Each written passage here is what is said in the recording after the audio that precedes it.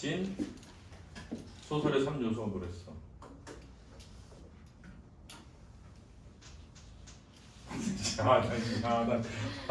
암담하다. 2024년도가 문 문체 구성 주제.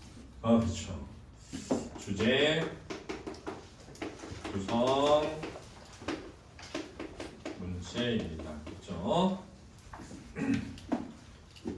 자, 대해와 역으로 한 문체의 3요소 수업을 했어. 해와 역의 미래가 암담하네요. 안타깝네요. 어떻게 하면 좋지? 뭐니? 서술, 대화, 묘사입니다. 그렇죠? 이렇게 되는 거예요. 자, 일반적으로 이제 우리가 잘 보면 소설은 대부분 뭐와 뭐로 이루어져 있냐면 서술과 대화로 이루어져 있어요. 그러니까 우리는 대화는 뭘 보면 알 수 있어? 따옴표를 보면 알 수 있거든요. 그렇지? 그러니까 따옴표가 아니면 대부분 뭔 거야? 서술인 거야. 그래서 뭐만 구별할 줄 알면 된다? 묘사만 구별할 줄 알면 된다. 이렇게 이해하라는 거죠. 그렇지? 됐니? 지연이 창문 갔나? 어디 갔어? 삼각산? 삼각산. 안타깝네요. 자, 우리 삼각산고. 자, 묘사는 어떻게 판단하지? 이게 묘사인지 아닌지 판단하는 방법. 뭘 보고 판단해? 원래 묘사가 대상을 그림 그리듯이 표현하는 거거든. 근데 되게 추상적이잖아. 야, 그림 그리듯이 표현한다는 게 뭐야? 또 물어봐야 되잖아. 묘사가 뭐니? 그러면 대상을 그림 그리듯이 표현하는 것입니다. 그러면 대상을 그림 그리듯이 표현하는 게 뭔데? 이러면 또 물어봐야 되잖아. 어떻게 하라고? 무슨적 표현? 비유적 표현이 나오면 묘사가 되는 거야. 두 번째, 색깔이 나오잖아. 그러면 시각적 이미지가 만들어지기 때문에 묘사가 되는 거야. 그렇지? 그 다음에 크기가 나오잖아. 그러면 묘사가 된다. 알았니? 그래서 그냥 해가 졌다. 그리고 서술이야. 붉은 해가 서산마루로 이러면은 묘사가 돼. 마음속에 이미지화가 되는 거야. 알았지? 묘사라는 게 뭐냐면 마음속에 그림을 그리는 거야. 그래서 내가 어떤 소설을 읽거나 시를 읽을 때 그게 내 마음속에 그림이 그려지는 거야. 그래서 시는 대부분 묘사야. 그래서 묘사를 물을 때는 소설에서 묻는 거야. 이게 묘사니 아니니 이렇게 묻는 거야. 그렇지? 이해했어? 그러니까 예를 들면 조은우는 잘생겼다. 그러면은 서술이야. 근데 조은우는 왼쪽 뺨에 깊게 파인 상처 이러면은 묘사가 되는 거야. 그림이 그려지잖아. 그렇지? 이렇게 된다. 알아두시고요. 그 다음 구성의 3요소는 뭐니? 인물, 사건, 배경이죠. 그렇죠? 배경에는 무슨적 배경과 무슨적 배경이 있지? 시간적 배경과 공간적 배경이 있는 거야. 그렇지? 지난번에 내가 고전소설 할 때 설명했지만 고전소설에서는 공간의 변화가 매우 중요하다면 현대소설에서는 뭐의 변화가 중요하다? 시간의 변화가 중요해지는 거야. 그렇지? 그래서 시간과 관련된 표지어에 주목을 해야 돼. 그렇지? 특히 있잖아. 현재에서 어디로 갈 때? 과거로 갈 때. 그걸 무슨 구성이라 해? 역순행적 구성이 나올 때 시험 문제 진짜 많이 출제되기 때문에 이 부분은 진짜 잘 봐둬야 돼. 알았니? 됐습니까? 물론 공간도 중요할 수 있는데 현대소설에서는 이게 참 중요하다라는 걸 알아두라는 거야. 그 다음에 이제 현대소설에서 일어나는 사건은 크게 세 가지야. 하나는 뭐냐면 자신의 삶을 돌아보는 성찰, 다른 대상을 바라보는 관찰, 그리고 부조리한 현실 이렇게 되는 거죠.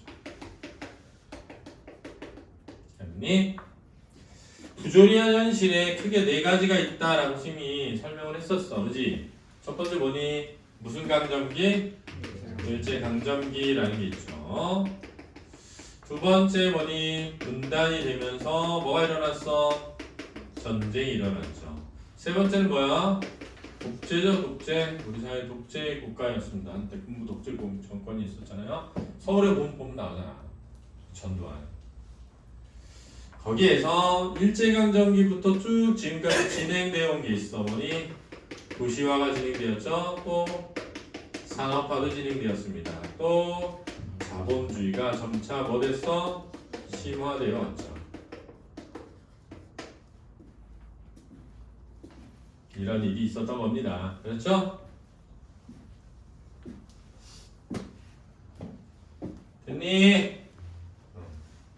자, 기본적으로 성찰이 주되게 나오는 소설이라고 해봐. 그럼 자신의 삶을 뭐 해봐야 돼? 돌아봐야 되잖아. 그치? 자신의 삶을 돌아봐야 되잖아. 그러니까 일반적으로 성찰이 되면 무슨적 구성일 가능성이 있다? 역순행적 구성이 가능성이 생기는 거야. 그래서 회상하고 회고하게 되는데 이렇게 되면 일반적으로 서술하는 시간하고 서술된 시간에 간극이 존재한다. 이렇게 얘기하는 거야. 그렇지? 지금 서술하는 시간은 현재인데 서술된 시간은 과거니까. 그렇지? 즉 지금 내가 옛날 나에 대해서 쓴 거지. 그렇지? 지금 이걸 쓰고 있는 건 나이 많은 아저씨, 써있는 내용은 어린아이 이렇게 될 수 있다는 거지. 그러니 그리고 이렇게 되면 일반적으로 인물에 누가 나와? 나가 나온단 말이야. 근데 내가 내 삶에 대해 돌아보니까 1인칭 무슨 시점? 주인공 시점인 경우가 많게 되는 거지. 알았지?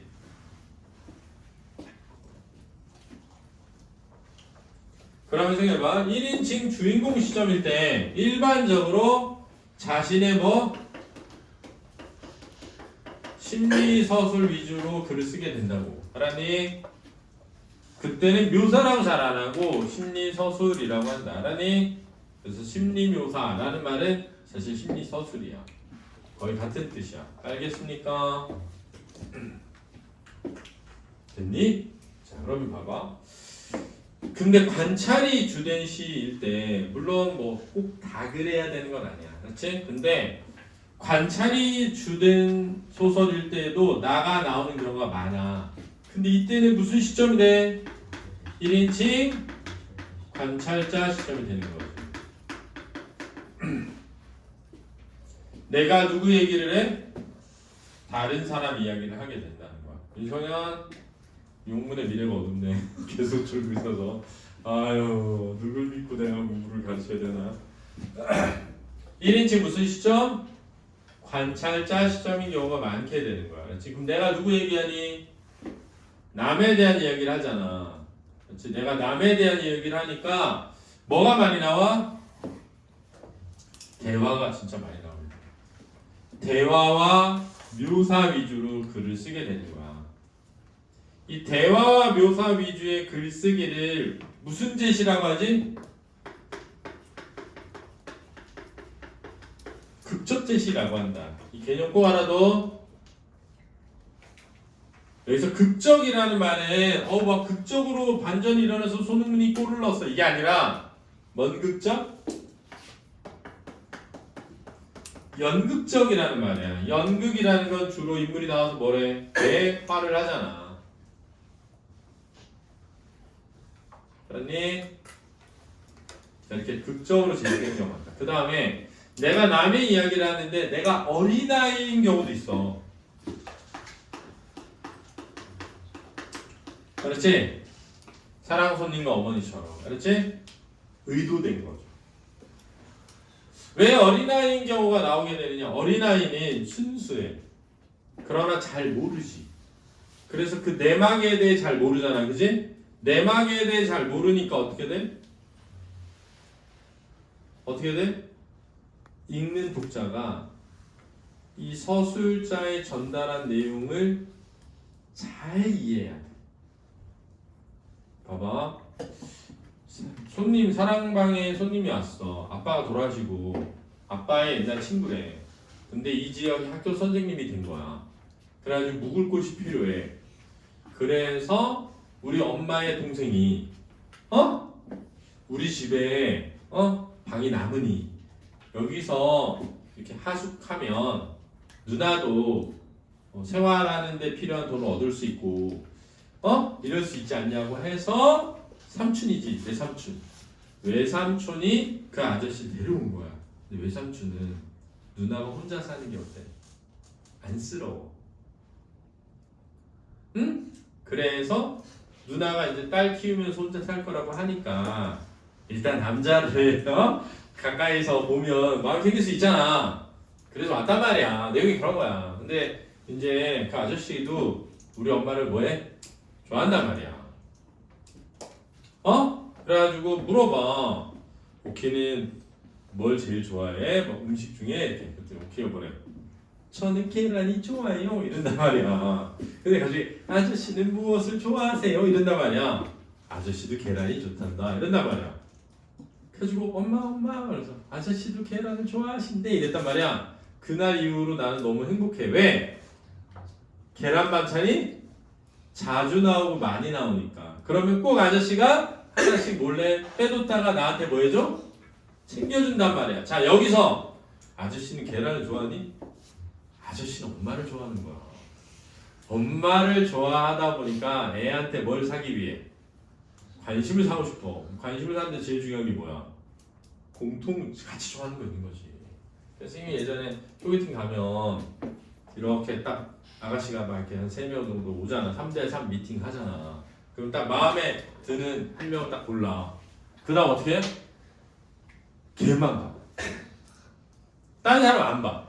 절대. 딱 이제 들어올 때 마음을 정해놓고 아 얘구나. 얘만 봐. 다른 사람이 말할 때는 아무 데도 가. 가만히 있어. 그러다가 걔가 뭐라고 말해. 그거 좋아하세요? 이러면서. 혹시 그거 좋아하시면 어디에 뭐가 있는데 그거 꼭 가보시라고. 진짜 괜찮다. 그러면 그쪽도 좋아하냐고. 저는 별로요. 이게 저는 별로인데 그런 거 좋아하는 거를 이렇게 찾는 건 재밌어 해가지고 나중에 한번 꼭 가보시라고. 진짜 괜찮다고. 이렇게 말해줘. 그러면 관심사가 같아지잖아. 그럼 사람이 호감이 생겨요. 저도 그거 진짜 좋아해서 자주 간다고. 나중에 한번 제가 같이 가드릴게요. 그렇게 하든지. 그러니까는 봐봐. 극적제시라는 게 뭐냐면 내가 내 얘기를 하는 게 아니라 내가 남 얘기를 하잖아. 근데 내가 남 얘기를 하는데 남에 대해서 내가 잘 알지 못하잖아. 그러니까 그 사람이 한 말과 행동을 쭉 대화와 묘사로 서술한단 말이야. 글을 써간단 말이야. 그러면 생각해봐. 왜 그런 선택을 했을까? 글을 쓰는 사람이. 이게 중요한 거야. 아니 시점 되게 많은데 왜 1인칭 관찰자 시점 택했을까? 그거는 봐봐. 독자가 글을 읽는데 내가 내 얘기를 해. 그러면 그 사람의 심리를 막 쓸 거 아니야. 내가 이때 이런 걸 느꼈고 이런 생각을 했고 막 쓸 거 아니야. 그러면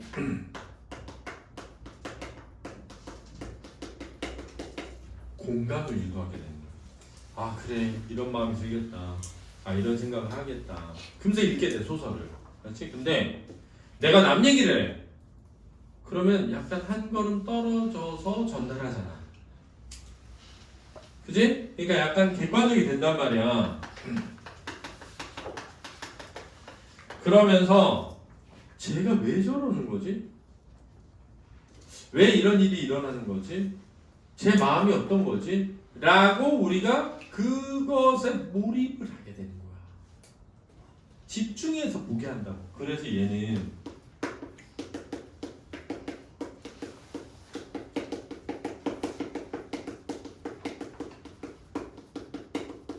몰입을 유도하고 판단을 유도한다는 것을 잘 알아둬야 돼. 그러니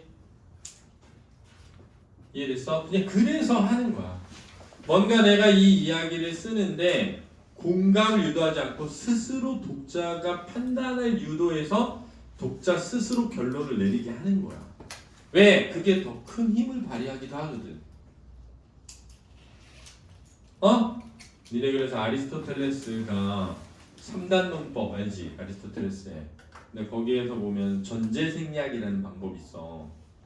야, 소크라테스는 사람이니까 소크라테스는 죽어. 이렇게 하면 사람은 뭐해? 죽는다. 소크라테스는 사람이다. 소크라테스는 죽는다잖아.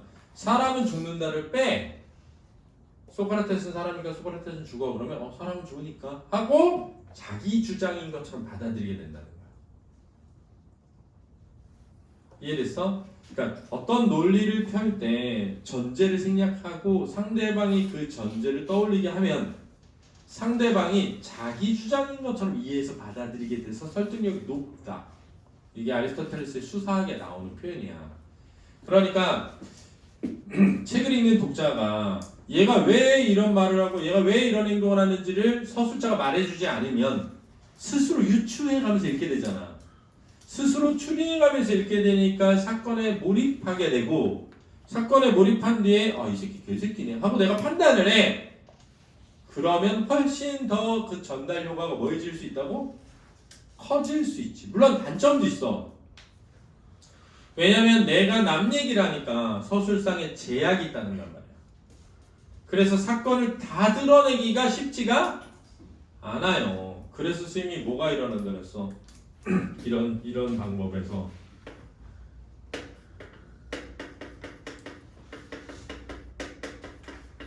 전해 듣기가 많이 나오게 된다. 그렇지? 1인칭 관찰자 시점에서 전해 듣기가 많이 나오게 된다. 알았니? 근데 부조리한 현실을 다루고자 해. 그럼 이 부조리한 현실을 다루려면 이 봐봐, 굉장히 거대한 이야기잖아. 분단이나 막 전쟁이나 일제강점기나 이런 걸 얘기하려고 해. 그러면 뭔가 그 시대와 그 시대를 살아가는 인간형을 다루고자 해. 그러다 보면 일반적으로 무슨 시점을? 전지적 작가 시점을 많이 선택하게 된다. 그러니 왜냐하면 전지적 작가는 일어난 모든 사건을 알고 일어나는 사건의 인물들의 모든 심리를 알 수 있잖아. 그래서 이런 걸 다루기가 쉬워지지. 근데 단점은 뭐니? 단점은 어떤 특정 인물의 심리에 공감하기가 어려워져. 알았지? 그래서 내가 특정 인물의 심리에 뭔가 공감을 유도하고 싶어. 그러면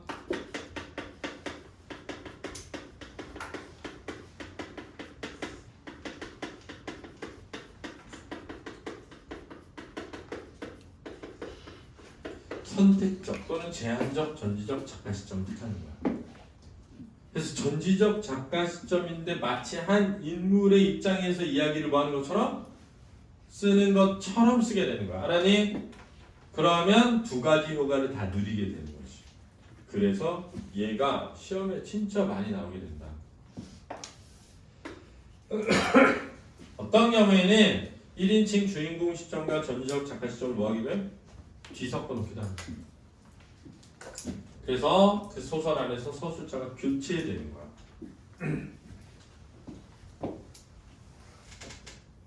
아니, 그래서 우리가 고전 소설 할 때는 주제가 변선징악이 많다 그랬잖아. 근데 현대 소설은 주제가 굉장히 다양하지. 그래서 굉장히 다양하다. 근데 보통은 성찰을 다루면 성찰을 통해서 내가 성장해가는 과정을 다룰 때가 많거든. 성장 소설 알지? 완득이 막 이런 거. 성장 소설류가 많아. 관찰은 그 시대를 약간 드러내기 위해서 쓸 때가 많아. 뭐 소설가 구보시 하루라든가 아니면은 천변 풍경 같은 거 이런 거 있는 거야. 됐어? 뭐 예를 들면 뭐 일제강점기 다룬 소설이다. 뭐 3대도 있고, 그렇지? 많죠. 논 이야기도 있고. 그다음에 뭐 분단과 전쟁을 다룬다. 엄마의 말뚝 같은 작품들 그런 거 다루는 거. 그렇지? 뭐 독재를 다룬다. 독재는 직접적으로 다루기가 좀 어려워. 그래가지고 대부분 독재를 우화적 형식으로 드러내거든. 그래서 학교가 나와. 우리들의 일그러진 영웅 이런 거지. 그 독재를 풍자해서 쓴 거야. 아우를 위하여 같은 소설이 있거든. 근데 도산자는 진짜 많죠. 도산자. 문순태가 쓴 징소리 같은 것도 보면은 수몰지구와 관련돼 가지고 농촌 공동체가 어떻게 파괴되는지, 우리 동네 황씨 이런 거. 그렇지? 많이 배우게 된다. 그렇지? 그래서 선생님 말은 이거야. 니네가 개별적으로 소설 작품을 공부하는 것에 머무르지 말고, 소설 개별 작품들이 가지고 있는 보편적인 구조를 이해하는 방식으로 공부를 하잖아. 그럼 실력이 는다는 거야. 알았어? 이게 꼭 필요하다. 알겠니? 자, 수고했습니다. 그러면